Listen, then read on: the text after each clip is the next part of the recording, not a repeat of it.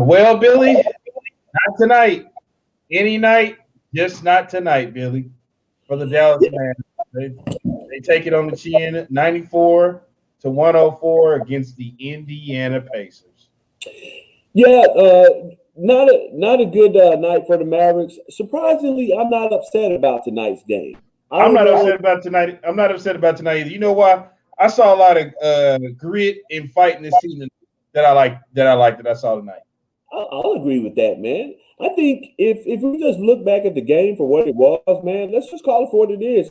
We know the Pacers aren't a better team than the Mavericks. If they line up and play them 10 straight times, I think the Mavericks win 8 out of 10 of those games. Whether it's with one star, whether it be Luka or KP, you win 8 out of 10. We're better than the Pacers. The Pacers just shot the ball like nobody's business tonight. I mean, the Mavericks couldn't hit threes, which is unusual, and the Pacers couldn't miss threes, which is also unusual.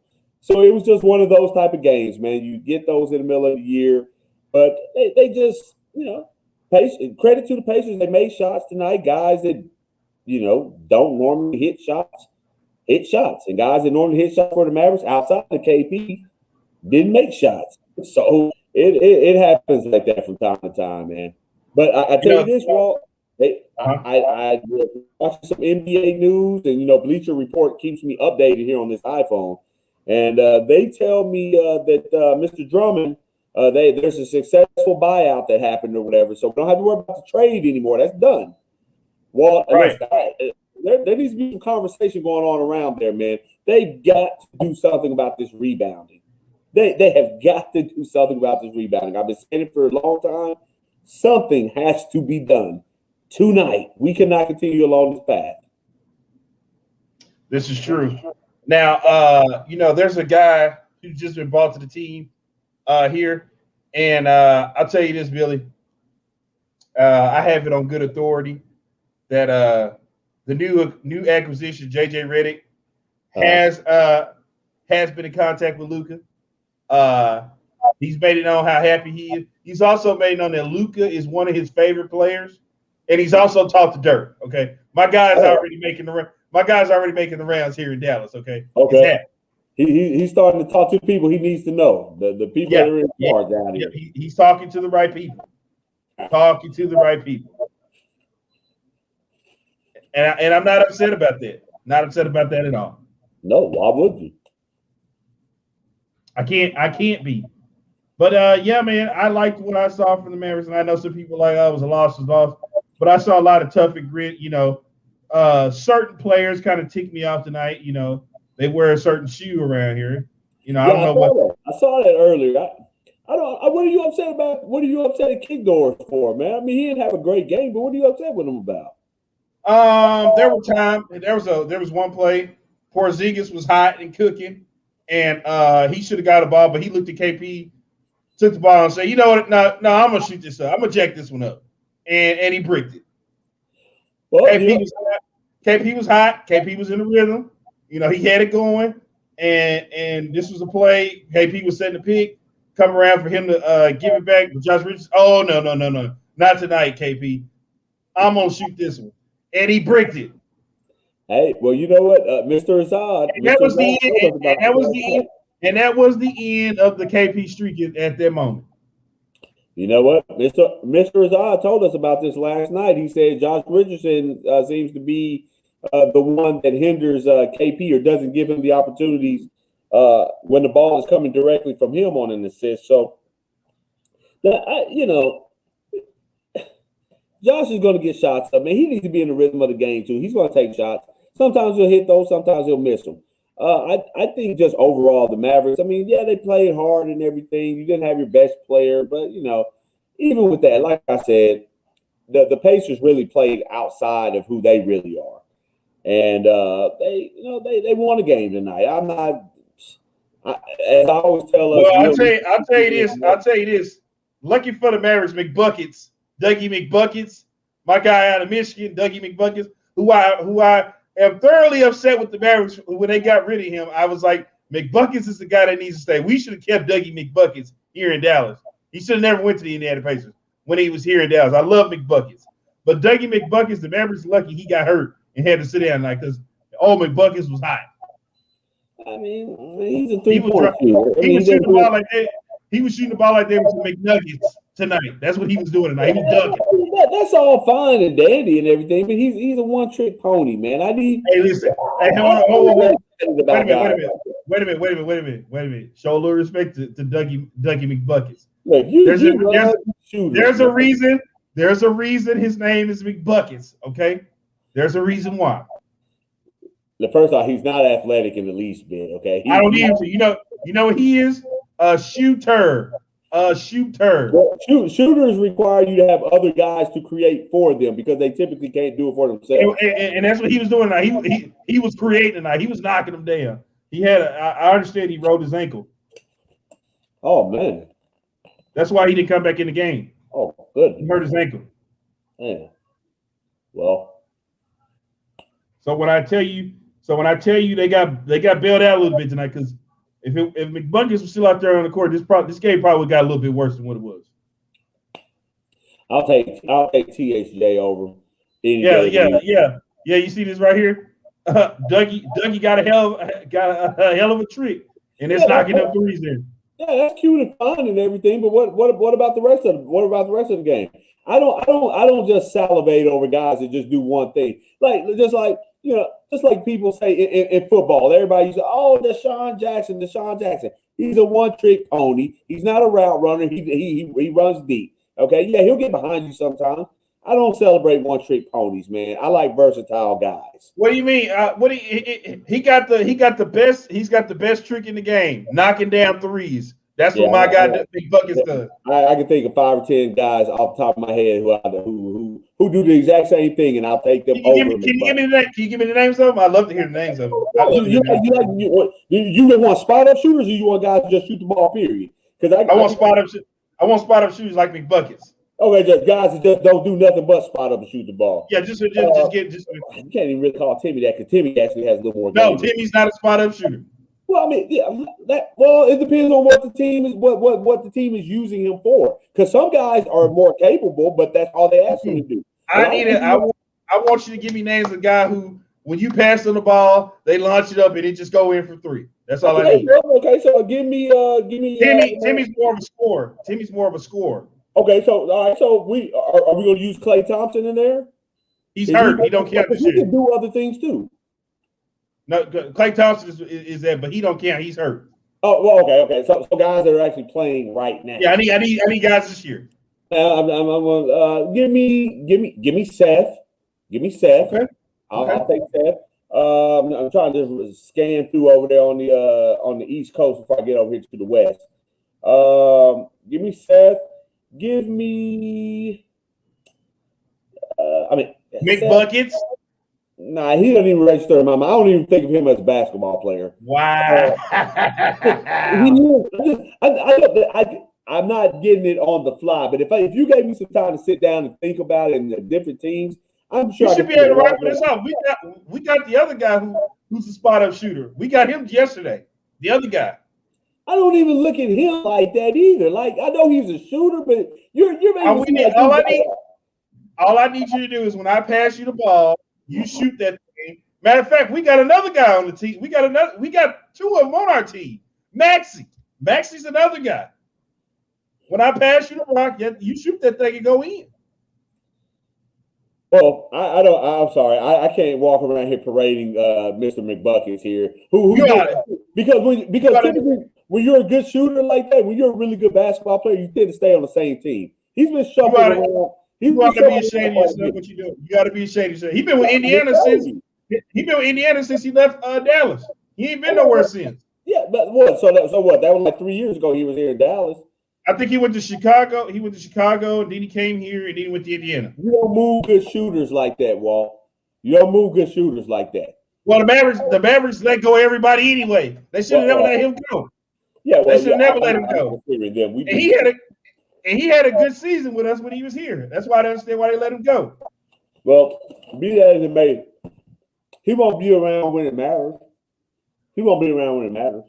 So I'm not worried about it. You really ought to be ashamed of yourself. You ought to be ashamed of what you're doing. Basketball, but I'm not going to parade around. Yeah. There you go. Here's a guy who needs some magic right here. This guy right here. Kick doors.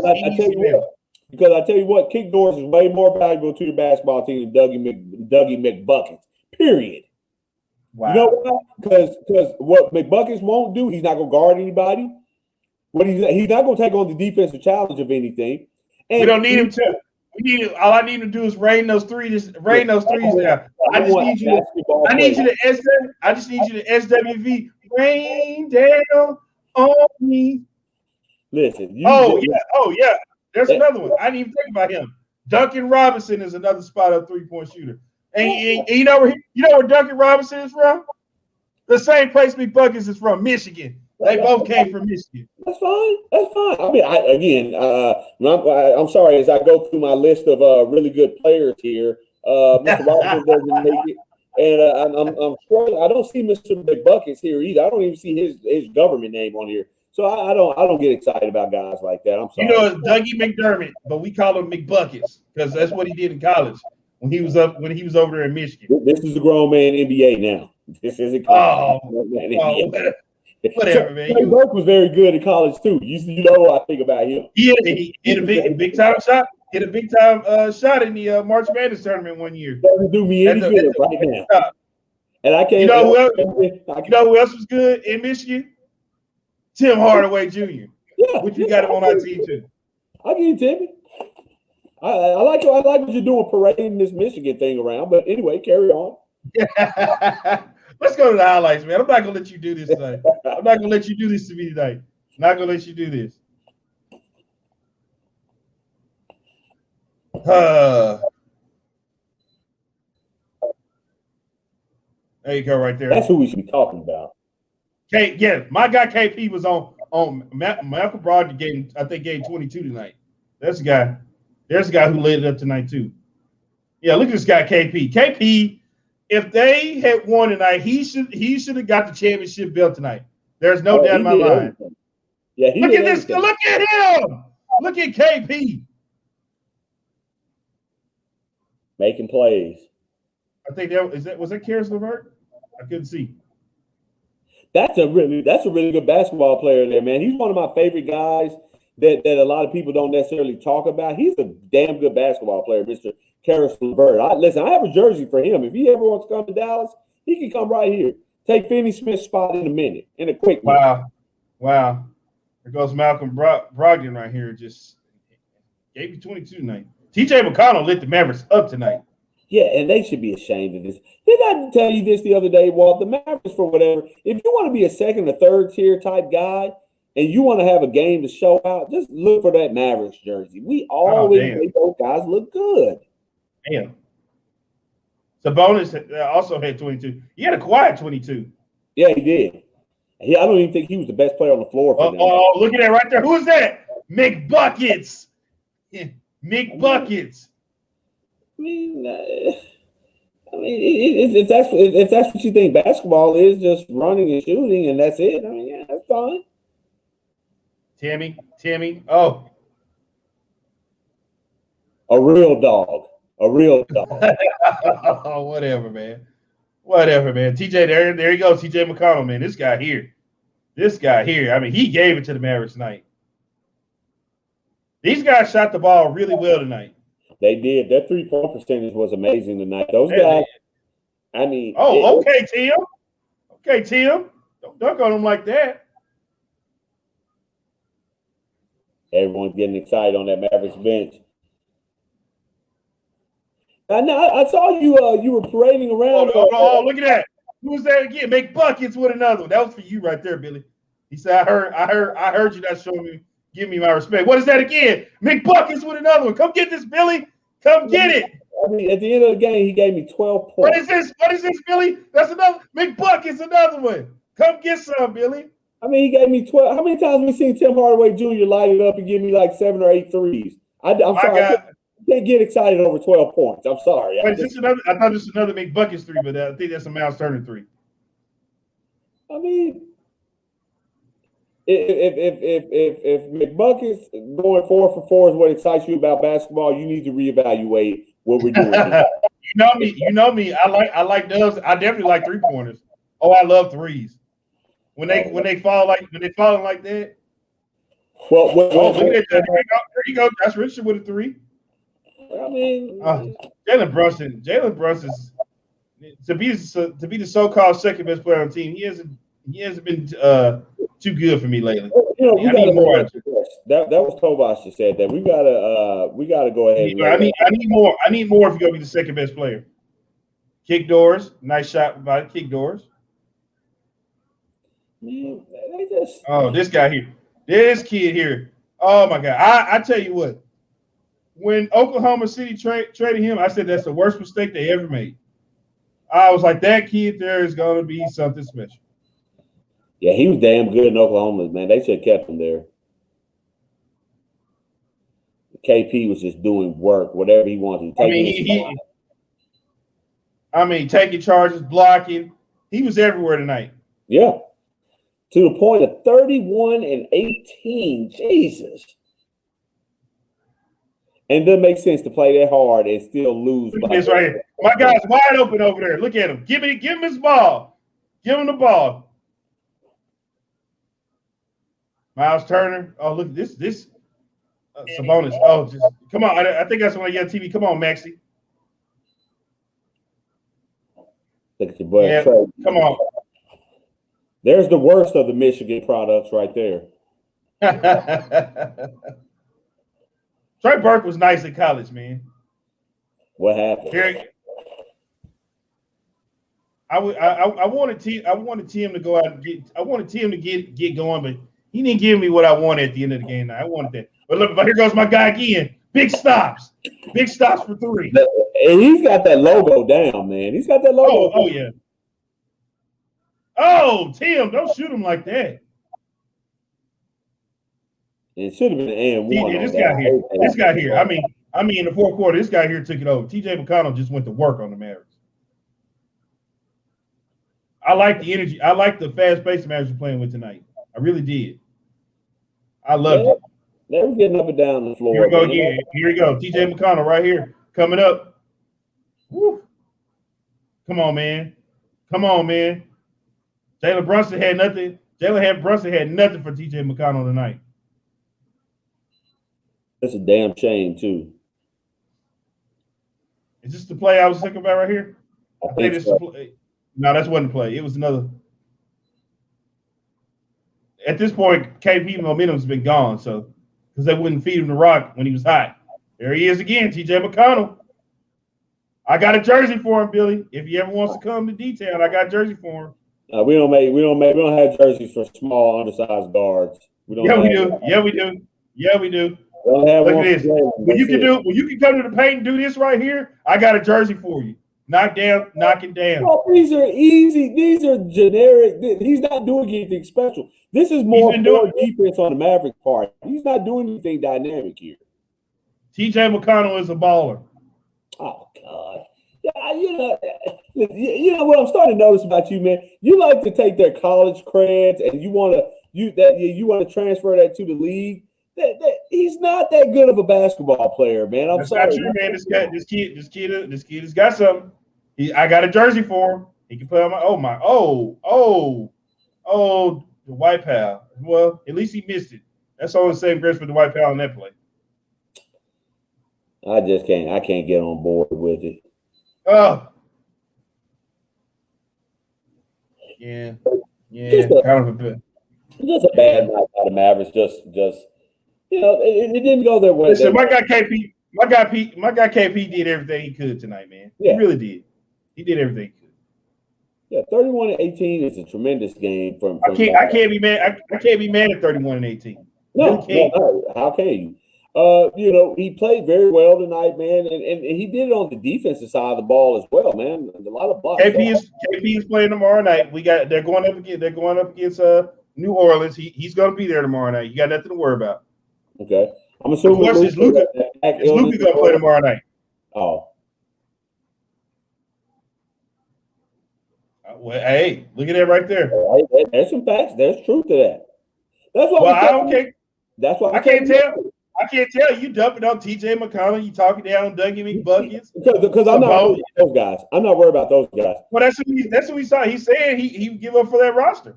That's fine. That's fine. But here's the thing. Like I told you, you were saying earlier, they shouldn't need Luka to beat these guys. They shouldn't. Now let's get that understood. You shouldn't need Luka to beat the Pacers. Now, come on now. But why not? The Pacers are not you can't just look at their record. They're not a bad basketball. It's not about their record. First off, like you said at the beginning of the show, the Pacers are not better than the Dallas Mavericks by any stretch. By any stretch, okay? Even without Luka, you should be able to beat the Indiana Pacers, okay? Like you said, on some of those plays, it was bad defense, very bad defense. I mean, these guys were getting way too many open shots. It was lacking defense. It was more like a pickup scrimmage for the Pacers tonight. It wasn't even like a real organized game. It just looked lazy. Like every time these guys are shooting threes, they're wide open. There's some undersized guard coming in, rebounding over our big men and stuff. It was just they just looked uninterested tonight. That's just what the Mavericks look like. They look uninterested. No, I think the Mavericks didn't take the Pacers serious. Is what happened tonight. That's a problem. They didn't take them serious. They thought this was all we could do that, and the Pacers shocked them. The shots the Pacers normally miss, they was going in tonight. Yeah, exactly. That's what I'm saying. The Pacers hit a lot of shots that they typically would miss, and the Mavericks missed a lot of shots that they would normally make. And that's how basketball goes sometimes, man. It is what it is. But Mavericks got to give better effort next, and they will tomorrow. I think the Mavericks gave effort. Like they didn't. The Mavericks played tough tonight. Like, and when it came to the second half, they were running and gunning, and they were playing some defense. It just wasn't enough. They, like you said, they got out rebounded too. That's another thing that happened. They got out rebounded bad. Too many second chance points for the Pacers. And they converted those, and they weren't just layups. They were threes. It seemed like every time the Mavericks got close in the game, they got to like within 4 points, and then Indiana said, "Hold my Drake real quick. I got this real quick. Hold on, I got it." Started when we got down by like 4, and then Trey Burke comes down and has that ridiculous pass into the backcourt, and then it turned into a 3, and then it was a turnover, and then they inbounded the ball, quick turnover, turned into more points. Like they went from 4 to like being down by 12, like in 1 minute. I was like, what just happened here, man? They should have done more, man. I know you're excited about JJ Redick. I'm excited to see him out there on the floor. Yeah, tell you what, you know what, and Donnie said some things about old Melli that kind of got me pumped too. He said, he could be a stretch 4 and 5. So I liked it what he said tonight. I didn't even think about that. Melli's gonna give us a little 4 and 5 action. Are you really going to buy that, or are we just going to hype that up? Because I don't believe anything. No, I'm just saying that I didn't think about him in that regards, but he's right. He could. There's about to be a lot of floor spacing here with this Mavericks team when JJ's on the floor, and I'm telling you, KP. I feel like KP is about to benefit the most from this floor spacing. That's what I feel, honestly. I can see it. I mean, hopefully that's the case. I look forward to it. I'm watching KP. I'm watching KP in the paint, and it's like whenever he's in the paint, it just seems like everybody's in his way. Yeah, it's real congested. He can't really get his feet set. He got somebody running and moving around. I'm just like, let my man get down there and do his thing. Yeah. Absolutely. That's one thing that he can't get his footing down like he wants to. Right. I know. I'm interested to see what's going to happen when they get it. And so we're probably like a week off from Redick getting some time to play or whatever. We'll see. Yeah, I'm predicting he'll make his debut next week. Probably, I'm looking for him to make a debut in that Knicks game. Yeah, that'd be nice to have him out there. Or the Mavericks got to get on that phone tonight, man. We got to be working that Andre Drummond angle. We got to. If he just ultimately decides, hey, I don't want to be there, but it can't be one of those things where we find out, the Mavericks didn't make an offer. You got to at least, hey, Andre, look, it's your call, but we're going to offer you this, man. Come on over here and give us some run, man. And ultimately, if he decides to go to New York or Brooklyn, Only problem is once the Lakers pick up that phone and call, that's it. It's over with. It's a wrap. But I mean, is he going to want to go over there? there? I already heard through the grapevine, the Lakers are Laker players are hitting his line, telling him to come to LA. Yeah, that's fine. But are we even sure LeBron and AD? I mean, we know they're going to be back, but I mean, I think I seen a report earlier say AD might be back this week. Bron, you probably want what's this April? You probably won't see Bron till like the end of April, beginning of May. Well, I tell you what, all I want to know is I need to hear something. Somebody needs to tell me on Twitter, or I need to hear some report that the Mavericks are really, really pressing the issue, trying to go get him. Because, dude, or hell, I'll even say LaMarcus Aldridge at this point. Just give me somebody that can rebound. I need guys who can go up and get rebounds for me, man. We cannot continue to get out rebounded by the Pacers. I'm sorry. And the Thunder and all these heavy teams. And the Pacers are a small team. Exactly. That's a huge issue.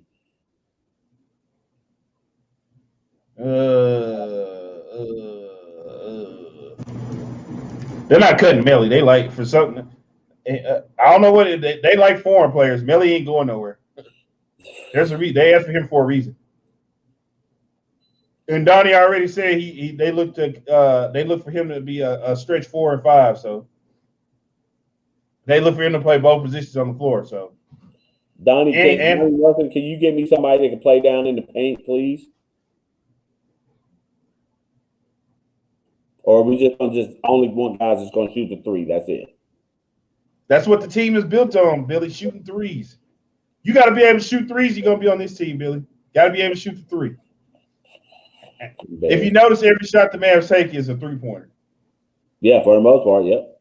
Yeah, it's a 3-pointer. So you got to be able to shoot the three to win, to be on this team. You can't shoot, you got no business here. You still got guys here that can't shoot it consistently. So when they tell you he's not a good fit here, that's what they mean. He can't shoot. He's not a good fit here. But don't you think guys that can rebound those missed threes? He can't space the floor out for Luka to run in and get the rebound when somebody misses a three. That's what that means, Billy. As my guy That's what that means. Analytics. That's what the analytics show them. Well, I got some analytics myself, Billy, that I need to pull up and show you tonight, right here, and that is the stats, the stats and the facts. Is what I like to call them. What a wasted night. I keep looking at those numbers for KP. What a wasted night. Well, hold on. Let's not get too ahead of ourselves here, okay? Let's take a look at some things here, okay? We go over here to the numbers. Kristaps Porzingis, he gave you 38 minutes tonight, 31 points, 18 rebounds. Very good night. That's a damn good night. Damn good night from Kristaps Porzingis. I can't even be mad at KP. Kick doors, Josh Kick Doors Richardson gave you 11 points tonight. Yeah, that's got to be better. I need 16 every night. Okay, you need 15 to 16 for him? 15, 16 every night. Because it wasn't like he had to play anybody that difficult tonight. Well, according to how the Mavericks do, like you said, McDermott and the other kid you were just talking about, the little undersized guard, and then Malcolm Brogdon. Those guys, they're not just great players like that. They're shoot. Brogdon is probably the most polished of all. They're role player. Buckets exactly. is a role player. Buckets is a role player. Yeah, they shouldn't be getting big numbers like that.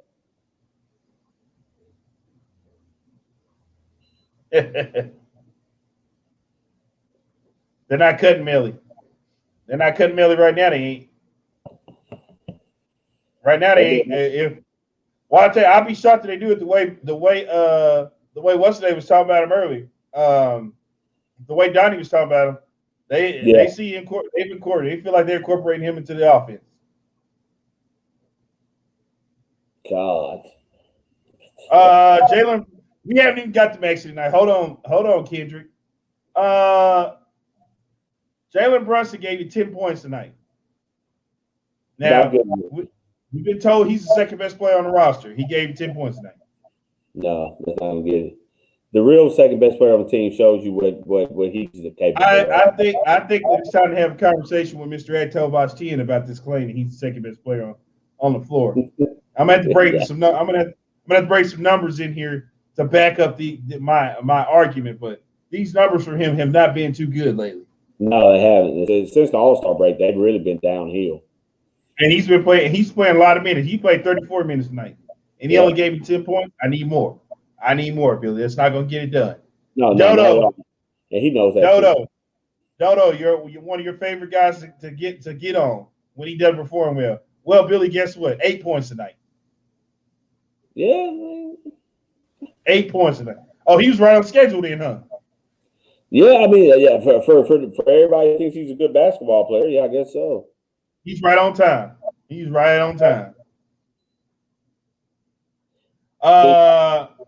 we get to the point that wasn't it. Maxey scored 3 points tonight and played 32 minutes. Chat me up, Billy. Chat me up. What's going on here? They didn't shoot the ball well, man. I mean, that's the bottom line to it. The Mavericks did not shoot the basketball well. They had a horrible shooting percentage. They did a Houston Rockets again tonight. You know, when the Rockets, back when they had Chris Paul and Harden and those guys like that, when they were raining threes, it was all good. But when they couldn't hit a three, they looked bad. But they kept jacking them up. And that's what kills me about the Mavericks. They act like they have no idea of how to go inside and get easy buckets. They keep jacking it up. Yeah. Oh, we're 3 of 15. We're going to keep jacking them up. We're going to keep that. And then at the end of the game, you end up being 8 of 37 shooting threes, and then we're looking at each other wondering what the hell happened. You got to find alternate ways to score, man. I don't know why the Mavericks can't seem to pick that up. I don't either, Billy, but let's take a look here. We go from Maxey Cleveland to Tim Hardaway Jr., who gave you 16 tonight. Timmy, he didn't have a great shooting night, but you know what? He at the end of the game, those numbers, 16 from him doesn't look bad. You know, I know he's capable of giving you more, but collectively, Walt, I mean, at the end of the game, no matter what those numbers show you in the final box score, the Mavericks just as a team they didn't shoot the ball well. They didn't have a good offensive performance. Because when the Mavericks are most dangerous, everybody's getting shots. Timmy's hitting shots, which makes him more of a force, and now Brunson has more room. And when Brunson is attacking and scoring inside, that opens it up to where he can kick it back out to Maxey, who now has wide open shots to hit. They never got in that flow tonight because when they started the game off, they shot the ball bad and they weren't playing defense, and you know it just never came around for them. Do I expect them to continue to play like that? Absolutely not. Walt, these guys will come back out. You know how the Mavericks do. They'll come back out tomorrow. Who are they playing tomorrow? The Pelicans. They're liable to come out tomorrow and hit 18 threes in a game. This is who they are. They just got to find some consistency in what they're doing. You're going to have games like this, but tonight wasn't a good night to have it, man. And I told you, well, these are the games they have to have. These are the ones that are almost borderline guaranteed wins or should be guaranteed wins. You're not always going to beat Portland. You're not always going to beat the Clippers. You're not going to beat the Lakers consistently, the Suns, the Jazz. And these teams are coming up. So you got to have these so that you can balance out if you happen to lose those games. You can't just lose the games, man. You cannot. Oh, this is a real good question. Who was the worst Maverick on the floor tonight? Because some of those guys even played, even though they didn't score, they played good. Trey Burke. But do we even want to consider him? Because he's not one of the main guys. That seemed like an easy choice for you. Let's look at them. Yeah, who was the worst? The worst Maverick on the floor. Dwight Powell gave you nothing.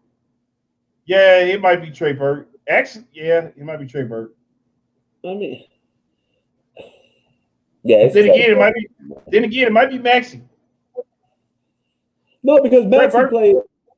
Trey Burke played.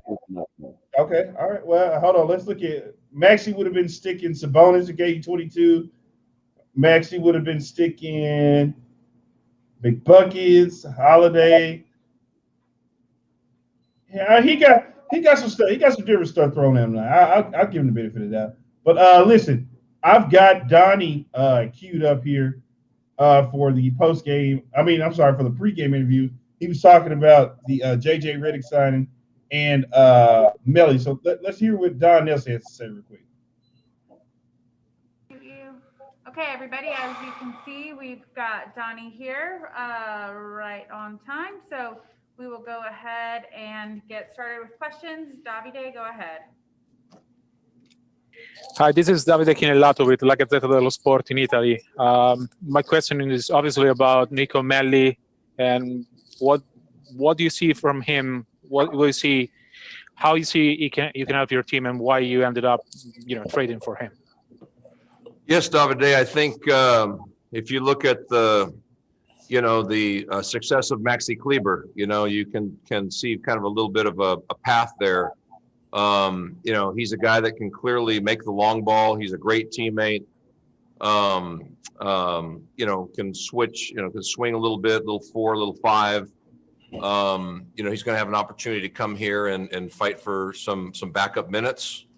Was visiting with Luka a little bit yesterday, and he obviously has memories of him in Europe and a great deal of respect. So we think he's going to be a really nice addition for us. All right, Tim McMahon.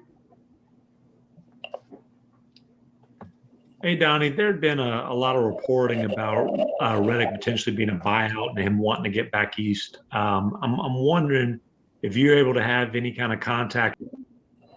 Hold on, let me start that over because the words weren't going with the mouth. Let me start that over.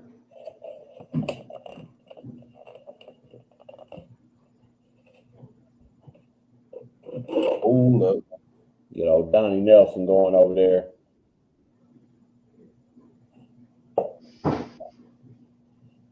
I don't know why they were putting other people on the screen tonight. That's a weird move. That's a weird move by them. That's a really weird move by the Mavericks to do that. I've never known them to do that, but okay.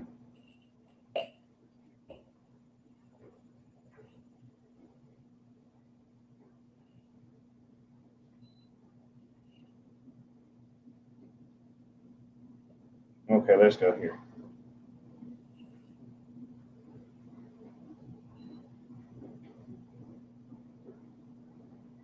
Can you hear him? I don't hear anything going. I could before. I don't hear anything now. Okay.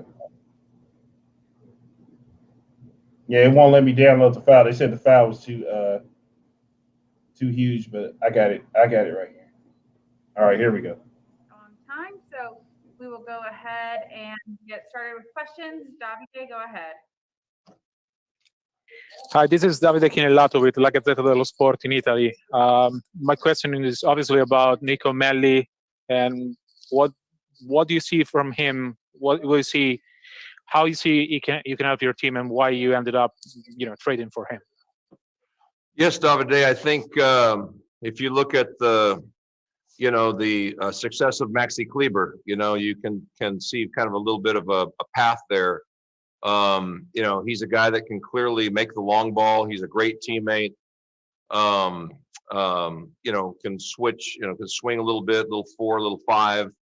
He's going to have an opportunity to come here and fight for some backup minutes. Was visiting with Luka a little bit yesterday, and he obviously has memories of him in Europe and a great deal of respect. So we think he's going to be a really nice addition for us. All right, Tim McMahon. Hey, Donnie, there had been a lot of reporting about Redick potentially being a buyout and him wanting to get back east. I'm wondering if you're able to have any kind of contact with him or his rep before the trade or after, and kind of how he feels about being in Dallas instead of Brooklyn or somewhere east. Sure, Tim. Had a really good conversation with him yesterday after we made the deal. Rick did again today. Obviously, the big thing for him is, getting that heel right. I think, the preference would have been to, in a buyout situation to be able to, pick his location. But, it didn't happen like that. So I think he's really excited. He told me Luke was one of his favorite players, and Luke had a chance to exchange some texts with him, as did Dirk, and I think he's pretty excited about coming to Dallas. Eddie? Hey, Donnie, how much of this trade did you have to weigh the what you're getting, obviously, which is a great shooter, but you're losing some of your better defenders and the guys that were brought in to kind of cultivate that culture. How tough of a give up to get was that? Sure, Eddie. JJ, gave us something that was important. It just wasn't consistent, and to get, you got to give, obviously. And so we thank both those guys. I mean, JJ, it's hard when you're used to more minutes and more of a consistent role to kind of patchwork here and there, but we think he's going to have a better opportunity down New Orleans. And Wes was just a really good young project, who sought some inconsistent minutes. And so we feel like we've definitely upgraded in terms of shooting. I think we're also looking for a little bit different look.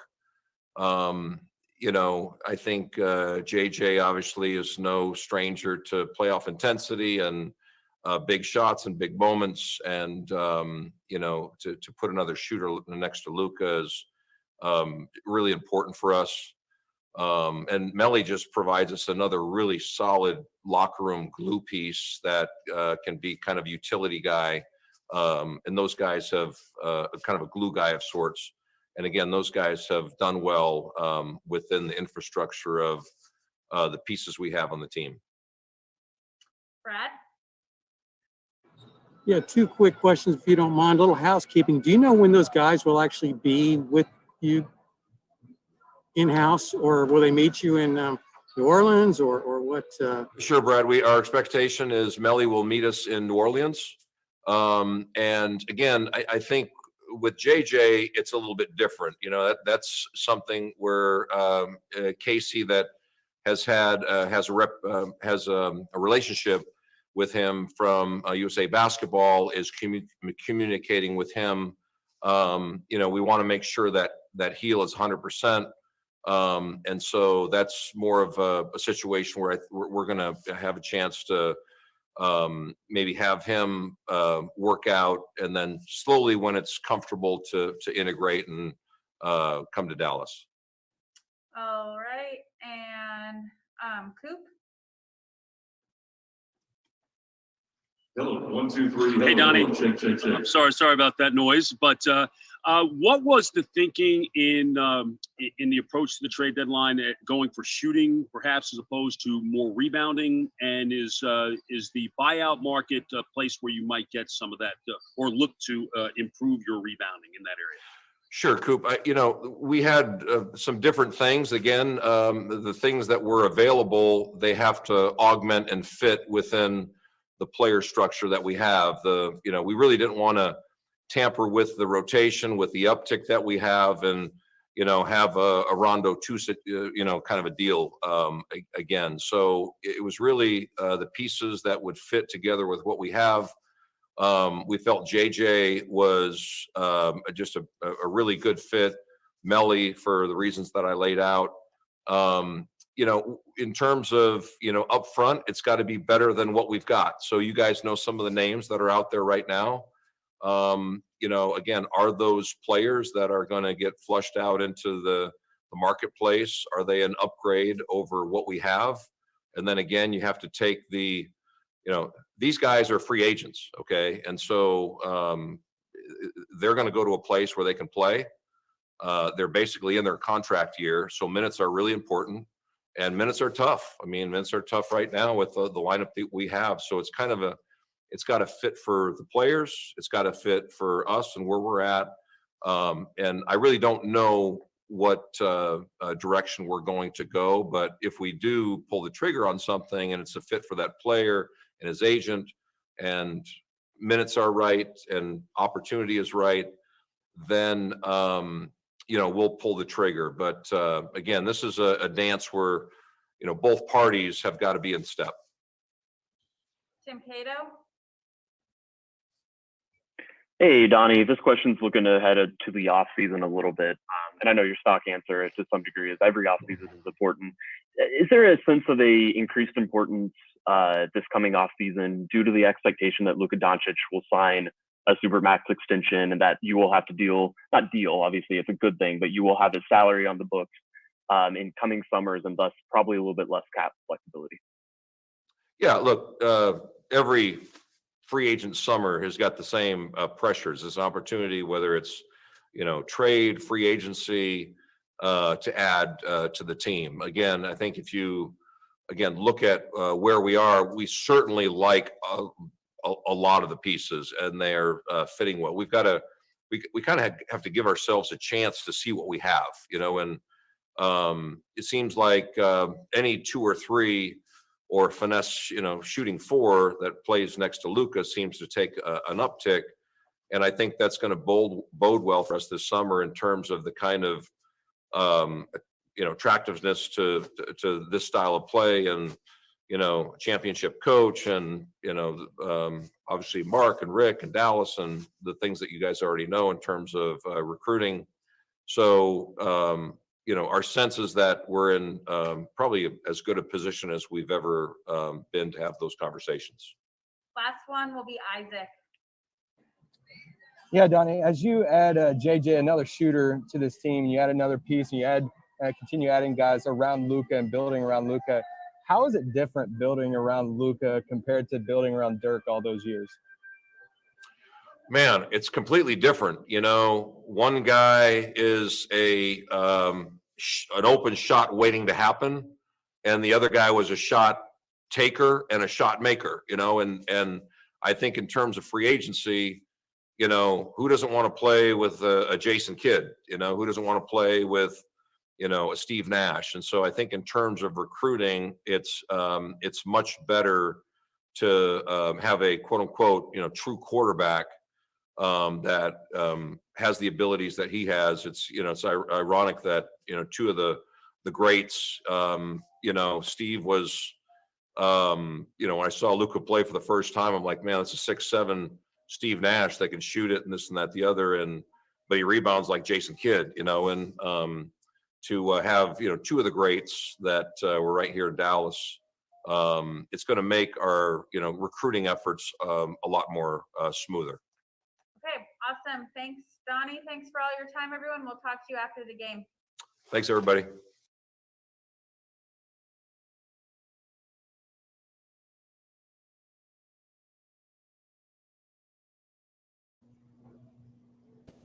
What do you think about that, Billy? Nothing at all. I told you, Melli. They got Melli. They got Melli fitted into the scheme, man. I told you. Someone put up in the comments earlier saying we're talking about a guy shooting the ball 22%. Why are we wasting time sitting here trying to sell that to the fan? This is why I can't do Donnie Nelson for too long, man. This is my personal reason. Everybody else loves Donnie. I think he's a great guy. I've met him. I shook his hand. I'll never sit here and talk down on the man like he's a bad person. But come on, Donnie. We're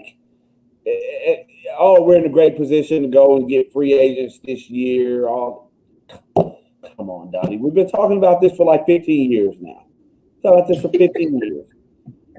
See, y'all are really crucial on Jerry Jones and talking about what he hasn't done at all this time. The same conversation could be had over here on this side now. If we're going to be real about it, we got lucky 1 year in 2011. Come on, what are we doing here?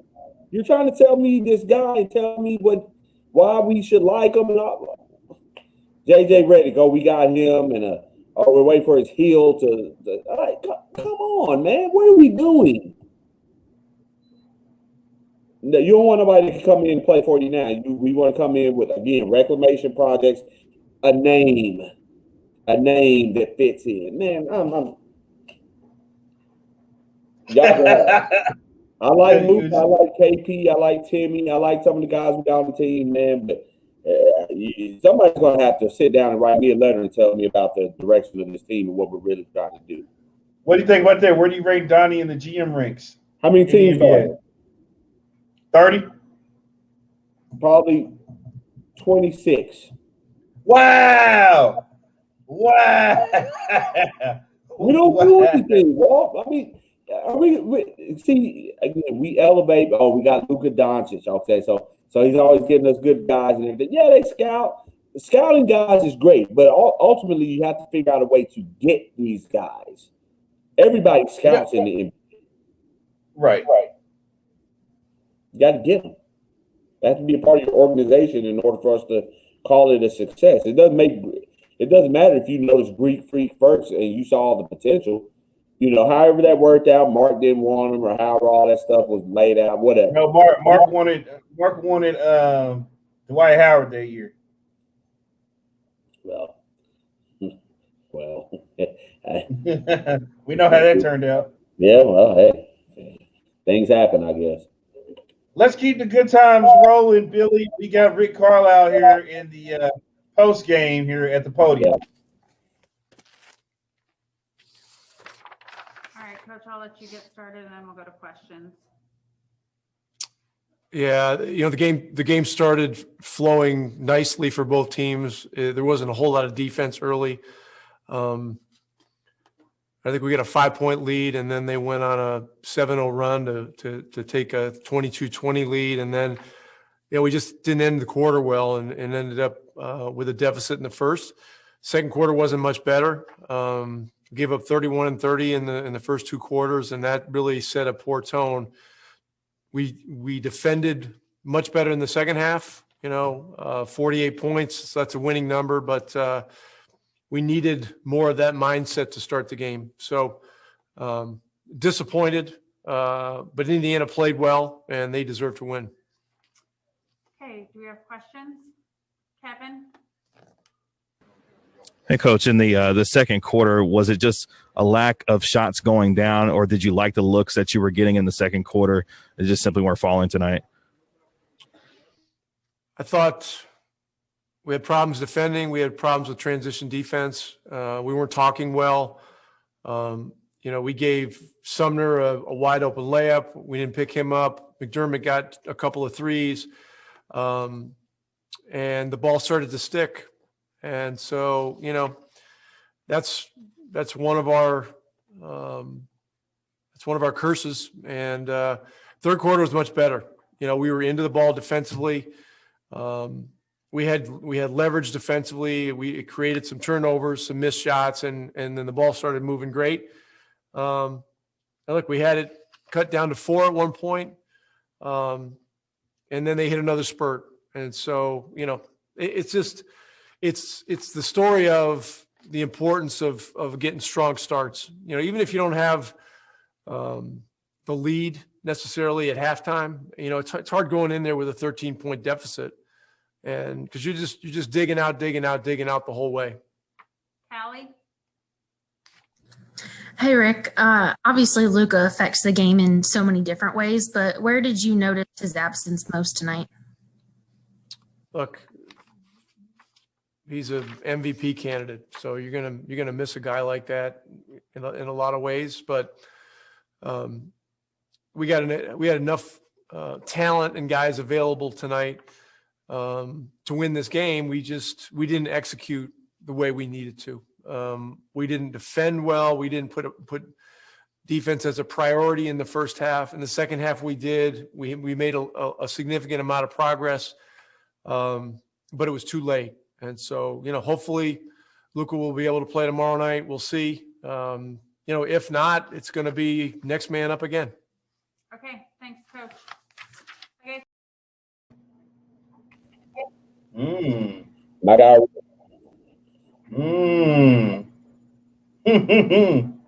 Next man up. That's the way it works. Next man up. Wow. Those are some strong words coming from Rick. Yeah. So I know we hadn't talked about it yet, Walt. So is this a legitimate injury, or is that what they're saying, or are we going to go ahead and just call this for what it is? They're resting him because of what's to come. Say that part again. You broke up on me. No, I'm sorry. I said I wanted to find out. I mean, are we going to buy this whole thing that Luka is actually injured, or is this just one of those back stiffnesses? We're resting him really because of what's. I think they just rested him because they got what, 8 games and 6 nights.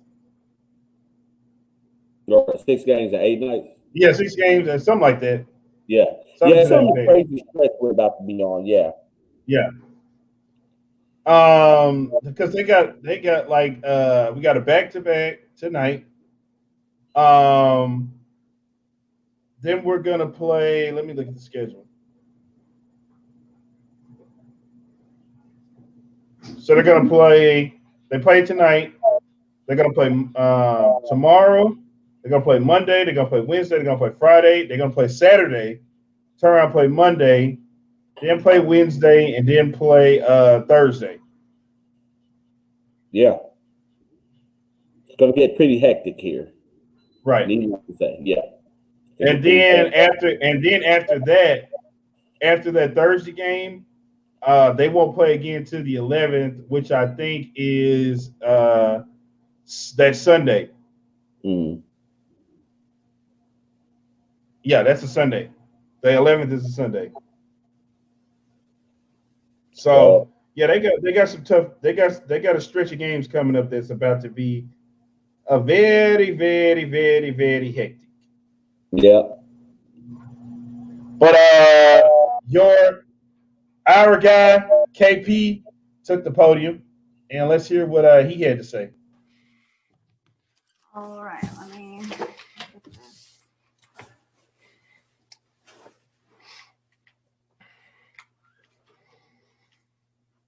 Okay. Callie, go ahead. Hey, KP, curious how you felt playing a season high in minutes tonight and where you think that leaves you heading into a back-to-back tomorrow. I felt good. I'm the type of player that always wants to play more minutes and be out there and help the team. I'm not sure about tomorrow 100% yet. So we'll have the answer probably tomorrow morning. All right, Kevin. Hey, KP, going into tonight's game, did you feel any extra sense of urgency to come out aggressive early, especially in the first quarter, to try and set the tone, knowing that Luka was going to be out tonight and try and shoulder some more of that load tonight? Not particularly. No, I kind of just wanted to play my game, be aggressive, but also involve everybody and make sure we're playing good basketball. But yeah, sometimes things tonight, I felt like just so many little things didn't go our way, and obviously there's always things that you can do better as a team, but I feel like all those rebounds, those long bounces from their shots just weren't going our way at all. And the game was just an uphill battle. It felt like we had good moments, but overall it was a tough one, and it's definitely a one that we can look back and learn some stuff from. Eddie? Kristaps, can you put your finger on why this team seems to play better on the road than it does at home? Yeah. No, I mean, it happened, especially in a year like this. I mean, I know last year also we're kind of not playing our best basketball at home, but on the road we're playing great. So I don't know what it is. It's hard to say. It's just the way you come out a lot of times. Maybe at home you're a little more relaxed. On the road, you come out with a little more edge, and that's how it goes sometimes. But again, every game is different, and maybe we do need to make an effort mentally. These games, that we're at home and we haven't played the best basketball we can play at home. So making a mental effort and try to raise the level. Okay, last one, Ian. Hey, KP. over recent games, you've been starting out pretty strong. And how much of that is, you hunting for your own offense, and how much of that is a game plan to get some good looks early? Yeah, I think it's my teammates. They're trying to get me involved early on and make sure I touch the ball and I'm involved offensively, and that way, we're all kind of our defensive levels go up. We had Michael Finley walk in the locker room now at the end of the game, and he gave us some good advice going forward. It was good to talk to him, and we got to keep growing as a team. We have great people around us supporting, giving us advice, looking to help us to be better, and that's it tonight. Tonight we had a little setback, but tomorrow we have another chance, and we're looking forward to it. Okay, thanks everybody. Good night. Did you hear that? My teammates made sure I got the ball and touched the ball tonight. I heard that at the beginning of the press conference, or at the beginning of it, he made mention again. He's like, we're coming out here, we're playing as a team. He always takes that man. Wait. I find it funny that he said that tonight, seeing how somebody didn't play tonight, which is why his teammates got him the ball, is what he's trying to say. I mean, I keep telling you, man. Step back. As much as I got Mark Followell loves step back Jack and all that stuff, man, the ball's got to go. The ball's got to go to where the advantage is on the floor. It's not. I told you Luka and KP out. What's the point of playing again? I think tomorrow's game is going to determine if Luka's playing. If Luka's not going to play, then I think KP will play. But I think if Luka's playing, KP might be out. We don't know yet. But they gotta stop this, man. This shit is getting ridiculous. It's getting ridiculous. Luka's 22 years old. He's not 30. He's 22. He needs to play. KP is the boss. KP is the boss, but Luka needs to give him early touches. Give touches early, but this kid just doesn't shoot. Yeah, I guess so. I'm telling you, if Luka would get KP involved early, man, and like really focus on like getting him looks, man, it only makes the team better. Me personally, Nephew's cool and all that stuff. I don't care about no damn 35-point triple-double. That doesn't mean anything to me anymore, man. I want W's. And if KP's going to help us get W's and we could get him 5 or 6, 7 extra points a game by actually looking at them, I'll opt for that. I'll take that any day of the week. Another guy, Timmy had stepped to the podium tonight. Let's see what Timmy had to say real quick. All right, Callie, you're up. Hey, Tim. I guess it's kind of become, a recent trend, if you will, of trailing after the first quarter and into the second. How does that affect the mindset or the approach, when you guys are having to come out of an early deficit? I don't think it was an early deficit, in the first quarter. I mean, we were down 2. So, our goal is obviously to hold the team under 25, but we didn't get that done. But we were able to stay close and in reach to take the lead. But it was I believe it was the second quarter, the second unit, and I take pride in our second unit. And even though I wasn't out there, I feel like I needed to be more engaged, with that part of the game. So, it sucks, and of course I wasn't out there, but those are my guys, and I just got to do better next game. All right, Eddie. Tim, is this maybe a good time to get back on the road for this team? For whatever reason, you guys just seem to play better on the road. I wouldn't necessarily say that. I will say this though. On the road, you're around the guys, 24/7. So, yeah, it helps a lot, and it builds the chemistry a lot. It makes everybody's relationships a lot stronger.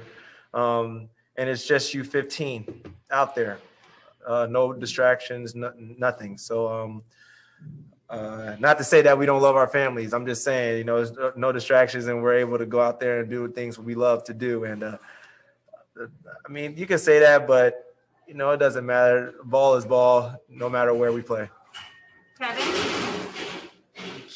Hey, Tim, the old adage is it's a make or miss league. Was it a simple fact of that being tonight where you were getting good looks, but shots just weren't falling tonight? I will say that, yes. A little bit of that, a little bit of them doing a great job of getting it out. Even though we scored the ball, they're getting it out. They're pushing it right back at us. You got to give them credit on not settling, attacking, knocking down their open shots.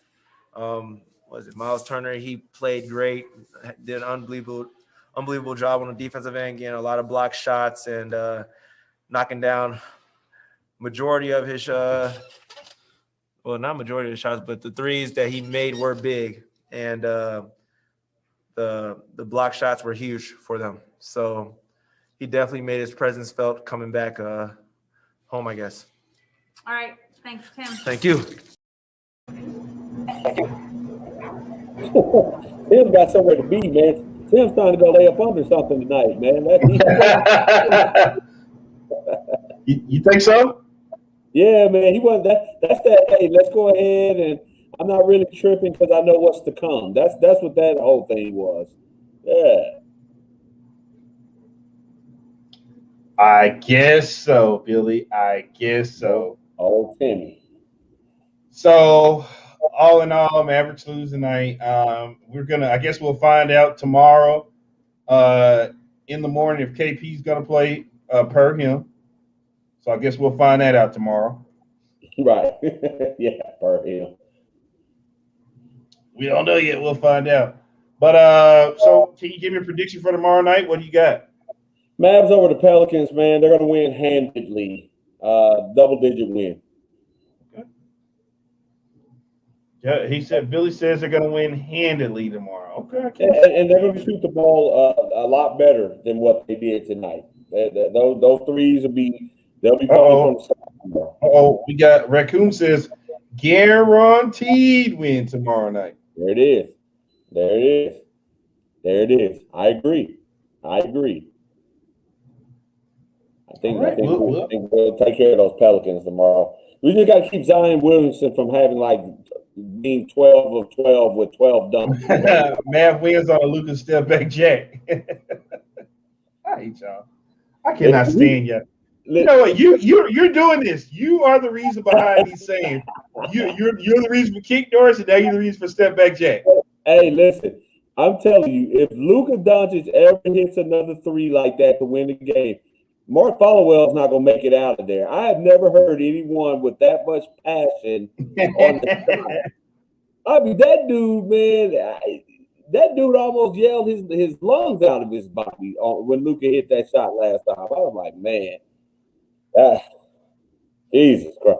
I would have loved for it to be that one that Luka hit against the Clippers in, what was that, Game 4 last year in the playoffs? The buzzer beater over Reggie Jackson. I would have loved to hear Followell call on that. That would have been epic. You really ought to be ashamed of what you're doing here. You just really ought to be ashamed. Followell. I just think he's very passionate about what he does. Very passionate. Die-hard Maverick fan. All right, Billy. So we will actually be back here tomorrow night. We'll actually be back here tomorrow night. I know tomorrow we got the March Madness tournament. The Sweet 16 kicks off tomorrow, so we'll do that.